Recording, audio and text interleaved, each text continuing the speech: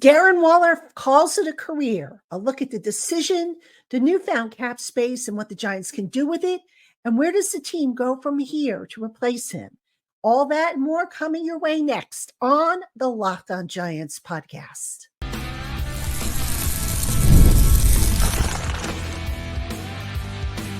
You are Locked On Giants, your daily New York Giants podcast, part of the Locked On Podcast Network, your team every day. Today's episode of the Locked On Giants podcast is brought to you by FanDuel. Make every moment more. Right now, new customers get $200 in bonus bets with any winning $5 bet. Visit FanDuel.com/lockedon today to get started. Hello, New York Giant fans, and welcome to another edition of the Locked On Giants podcast, part of the Locked On Podcast family, your team every day. My name's Patricia Traina. I am a credential member of the New York Giants media for Locked On, as well as for New York Giants on SI. Find our written work over at si.com/NFL/Giants. And of course, a welcome on in to my Blue Crew community members, my everydayers, my newcomers, and everybody in between. Thank you so much for spending part of your day here with us on the Locked On Giants podcast. And on today's Locked On Giants podcast, we finally have a decision from tight end Darren Waller. He has decided to retire, which is how this was trending all along. The news comes at no surprise. But we also have some additional details that went into the decision. Just before I was getting ready to record this, Darren Waller had released a video explaining, what went into his thought process. So we'll talk a little bit about that. We'll talk a little bit about, the impact on the Giants. Then in segment 2, we'll talk a little bit about replacing him, where they kind of go from here. And we'll also talk a little bit about the cap space that the Giants got from the Waller retirement and what they will likely do with that. So that is our agenda for today. As always, again, thank you for tuning in and spending part of your day with us. All right, so let's get started. Darren Waller, I said all along that this was trending towards retirement. I know last week ESPN put it out saying that that's how he was leaning, but really you kind of got the sense that the heart wasn't in it. I go back to talking to him at the end of last season and just how he was so despondent and just so down. And as it turns out, Waller, in a video that he released here on YouTube, which I'll link into the show notes, he spoke about an incident in which he was coming back from a music video taping. And he suddenly wasn't feeling well, and he thought he was, coming down with COVID again because he had it a couple of times. And, he went to his condo and he was by himself at the time. And basically it was a scary situation. It was something that ended up him landing in the hospital. He called police, called emergency medical services, and just that whole thing, I think, kind of put things into perspective for him. At the time he was injured. I think he had been on IR at the time. And, he just started thinking about his future moving forward. And, you just kind of got the feeling once it came out that, back in January, that he was thinking about retiring, that the longer he stayed away from the off-season program, the less his heart was in it. And, he pretty much confirmed it. So, it's kind of, it's a raw statement by Waller. It's from the heart. I know a lot of people have, made fun of the guy, waste. He's this generation's Nate Solder, Guys, at the end of the day, the man obviously had some issues that went beyond football, that went beyond, what any of us can imagine. And that is, mental health issues that he needed to work through. Then you throw in the divorce that he went through with his wife back in April. It was just, at the end of the day, it was just too much for him. So he's made the decision to retire. And, the Giants kind of anticipated this is how it was going to go. Hence why they drafted Theo Johnson in the 4th round of this year's draft. But, let's talk about it, from a football perspective. What does this mean for the Giants moving forward? Obviously the Giants wish Waller well, as do we here at Locked On. So what does that mean, though, moving forward for the Giants? Well, when the Giants traded for Darren Waller, the hope was that he would provide them with another guy that the opposing defenses needed to game plan against. The Giants, of course, at the time had Saquon Barkley, but really there was nobody else. So, the feeling was, oh, you take Saquon Barkley out of the game, you can beat the Giants, force Daniel Jones to beat you. And then, that was, I think, the big reason why the Giants acquired Waller, figuring, a third round draft pick wasn't that much to give up for a guy who, when healthy, was pretty much a threat, a guy who can, be a difference maker for the offense. And, Joe Shane alluded to this. He said at the time that, they had just signed Daniel Jones to a big contract and they were trying to build around him. So at the time, I know a lot of us, and myself included, that we were like, yeah, this is a great move. This is a big time move. And unfortunately, it didn't work out. And I know there's a lot of second guessers out there who said, oh, the Giants screwed it again. I don't know that that's fair given what's been coming out and whatnot. But the bottom line now is that the Giants are in kind of a tough situation, football speaking.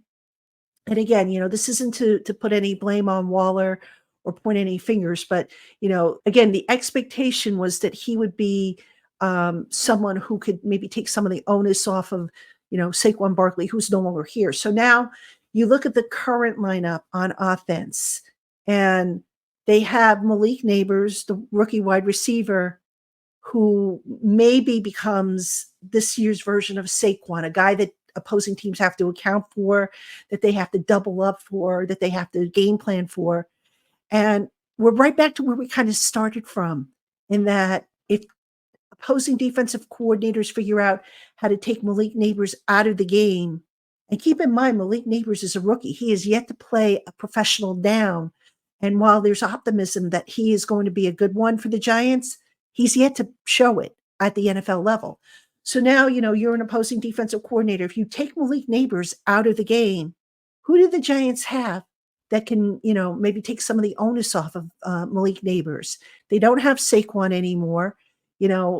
Right now, Daniel Jones, the jury is still out on him as to whether or not he can beat you. The running game, Devin Singletary is not a bad running back, but a little different runner than Saquon. So it's kind of a blow to lose Darren Waller, because again, when healthy, he was a guy that you had to account for. And, he did what he had to do. I'm not sitting here and saying, the bum, how dare he leave the Giants.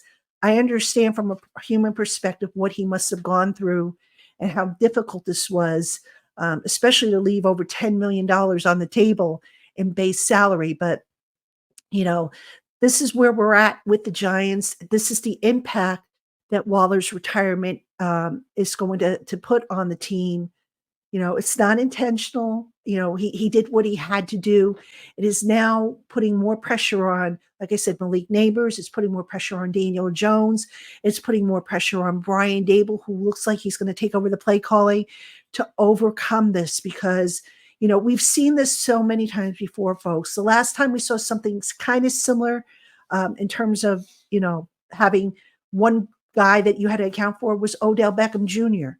When he was with the Giants, he was the offense for a number of years. And when teams figured out how to take him out, that was it. That was all she wrote. The Giants just didn't have enough firepower to compete.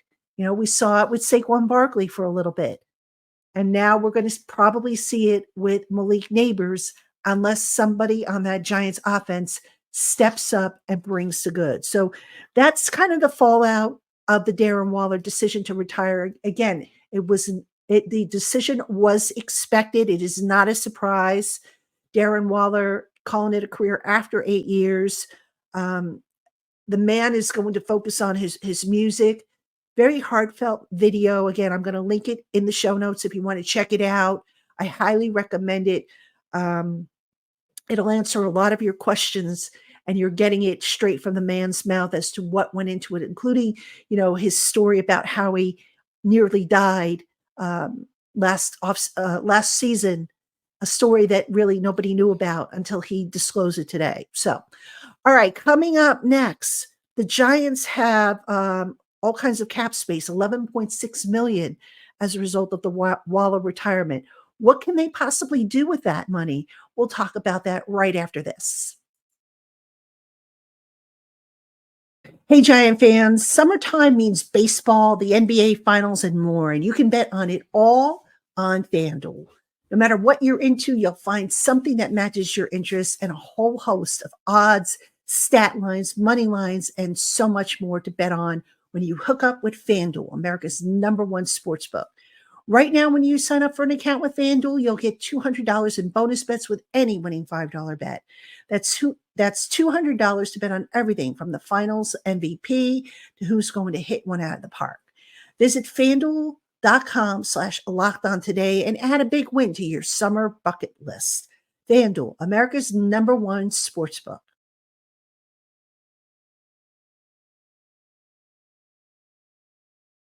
All right, everybody, welcome back to the Locked On Giants podcast.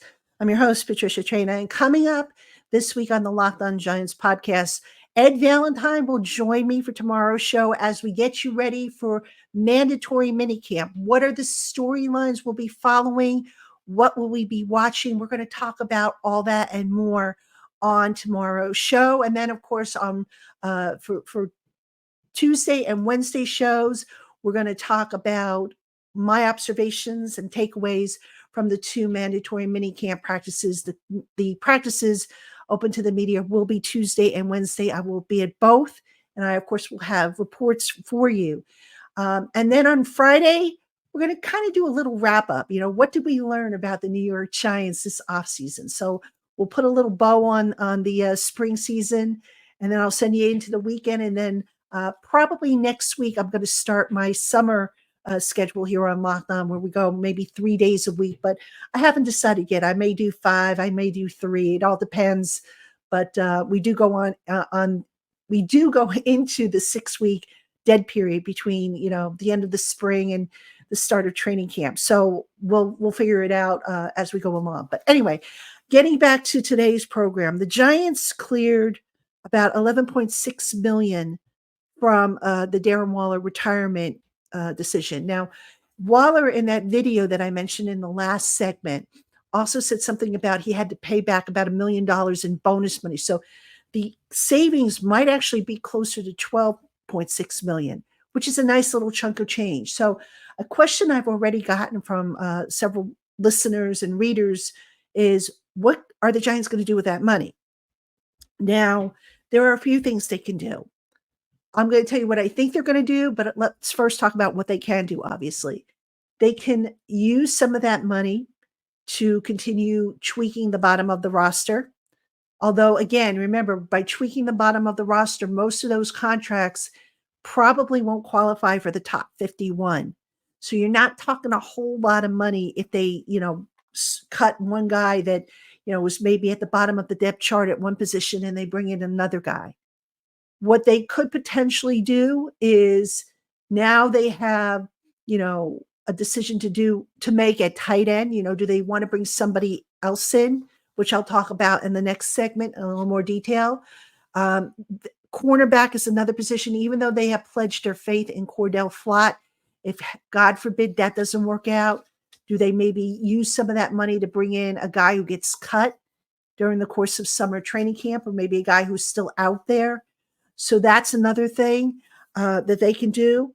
They can also maybe look to extend somebody. Now, I took a look at whose contracts are ending this year, and I have to say, Joe Shane, you know, say what you want about him, but he really did himself a favor last year by extending Dexter Lawrence early and extending Andrew Thomas early, because those were the two biggest extensions that they needed to get done.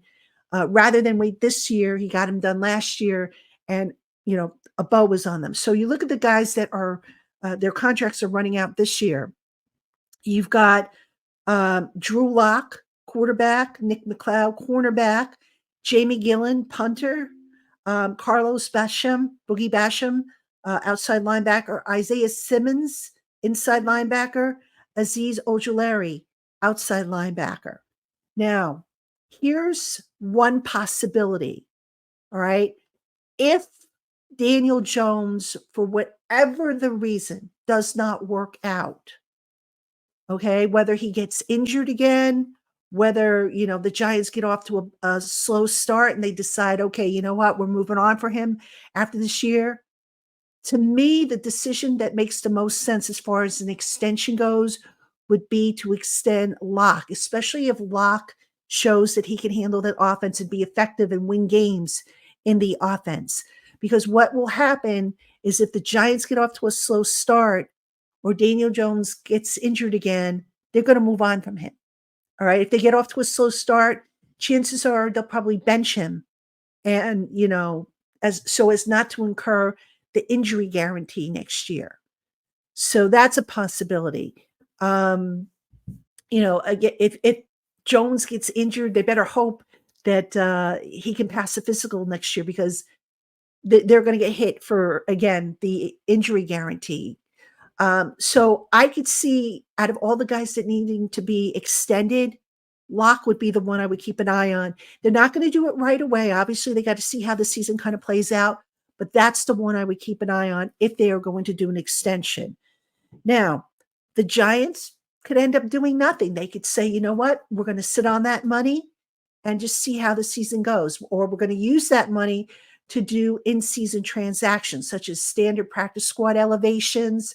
If a guy gets injured and they have to bring a veteran in, maybe using some of that money because now the money becomes prorated depending on when you sign a guy. So they can use some of the money for that.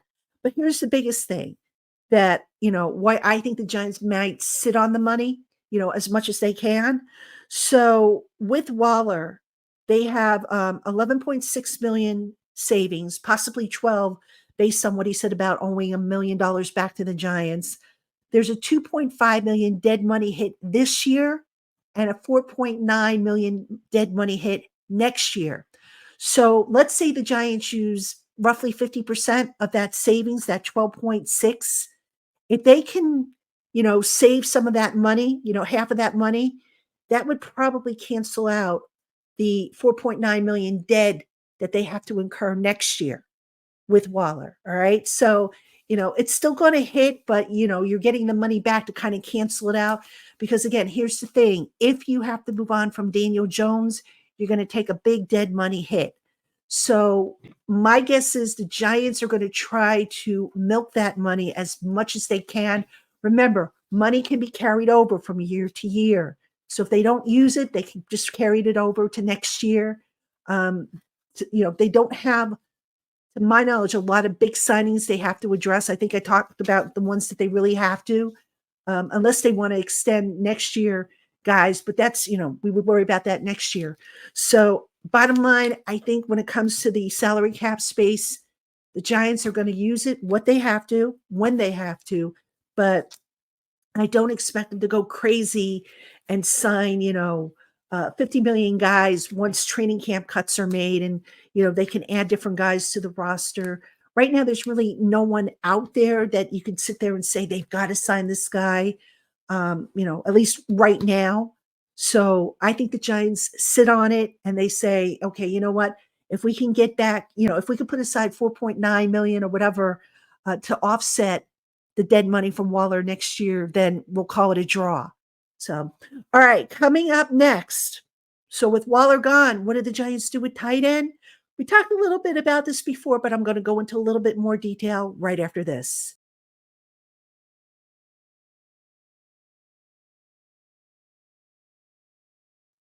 All right, everybody, welcome back to the Locked On Giants podcast. I'm your host, Patricia Traina. And Darren Waller has made his decision. He is calling it a career after 8 NFL seasons, the last several of which he was injured, kind of lost a little of the passion for the game. And look, when you just don't have the passion anymore, it's time to reevaluate where you're going and your commitment to the game. And, Waller, hearing him on his video, it was kind of clear that the passion was gone and the decision that he made is the right one. And again, I wish him all the best. He's a good guy. He's been through a lot in his life, including, this past year, the story that he revealed. And here's hoping that the man, finds peace in whatever it is that he wants to do in his, post NFL career. All right. So how did the Giants replace him? Obviously, you look at the roster and you say, well, Daniel Bellinger is probably going to be tight end one. That was the role that he had prior to Waller coming on board. You figure Theo Johnson's going to be tight end two because, hey, that's why they drafted him. But here's the thing. When you look at the Giants tight end situation, you can break them into two different groups. You've got your inline guys and you've got your flex guys, right? So your inline guys are basically your blockers. So guys like Jack Stoll, Chris Manhertz, right? Those are your blockers. Daniel Bellinger is an inline guy, but Daniel Bellinger is also a flex guy. A flex guy meaning you can line him up inline, in the slot, out wide. You have flexibility as to where you put him. So he's more of a receiver is what we're getting at. So that's potentially where the Giants need to replace Waller is in the flex category. And amongst the guys they have on the roster right now, they have Tyree Jackson, who's dealing with some kind of upper arm injury. I don't know the nature of it, but he was injured in the third OTA and hasn't really been seen since in the spring. So I don't know if he's even going to be ready for the start of training camp or what his status is. They have Lawrence Cager, who is a converted wide receiver, a guy who they were kind of warm and cold on last year. It's possible that he could step in. They have, like I said, Theo Johnson, and of course, Daniel Bellinger. So my point here is if Cager isn't the guy, the Giants may look to bring in another flex type of guy if that is what they decide they need. All right. The Giants coaches might say, you know what? We've got Bellinger who can be a flex and an inline. We got Theo Johnson who can be a flex and an inline. So do we want to bring on a pure inline? Do we want to bring in another flex / inline? How do we want to play it? I would think the Giants would probably want to play it with bringing in an inline. Would make the most sense. But that being said, they might want somebody who could do both because the more you can do, the better, right? So who are some guys that are possibilities? Well, on the free agent market, you have Bryson Hopkins, who was last with the Rams, spent 4 years with the Rams. He's an athletic type of mismatch, a guy who can maybe give you similar snaps what Waller can give you, maybe not to the same degree as a healthy Waller, but who can step in and maybe give you some snaps there. If you're looking at potential free agents, now these guys I believe are still on rosters, but they could end up being cut by their respective teams. You can look at somebody like Mo Ali Cox, who's with the Colts. You can look at CJ Uzoma, who's with the Jets, might be a cut candidate. So those are a couple names to keep an eye on. Also, you have the UFL players, a guy that we wrote about over on New York Giants on SI is Jace Sternberger, who's currently in the UFL. So my point being is I would not be surprised if the Giants add another tight end, whether that be at the start of training camp or midway through training camp. It all depends really on, what's the story with Tyree Jackson, because now the Giants will be down 2 tight ends. And I would not be surprised if they add another one. It's just a matter of, okay, given what they want to do on offense, and we all know they want to be more explosive, they want to be more of a passing offense than they've been maybe in years past. Do they go with the flex guy or do they go with an inline guy? And I think what's going to govern that also is how the offensive line performs. Is the offensive line better with its pass protection to where you can say, okay, we can go with a flex guy as opposed to needing another inline guy? So there's still a lot of question marks that need to be resolved in that regard as to what the Giants may or may not do. And who knows, they might even have the answer as we speak. But that's something to keep an eye on as far as replacing Waller and what he brought to the table when healthy. All right, Giant fans, that's going to do it for this edition of the Locked On Giants podcast. Again, make sure you tune in tomorrow. Ed Valentine and I are going to talk about the mandatory minicamp. We'll get that show out for you early, probably Monday evening, early Monday evening. So you have that. And then Tuesday and Wednesday, I'll give you the minicamp reports. Friday's a wrap-up show. And then we're heading into the weekend and the start of a 6-week down period before the next meaningful football. So I hope you will, as always, stay tuned for more Locked On Giants episodes. Thanks for tuning in, and I will see you tomorrow, Giant fans.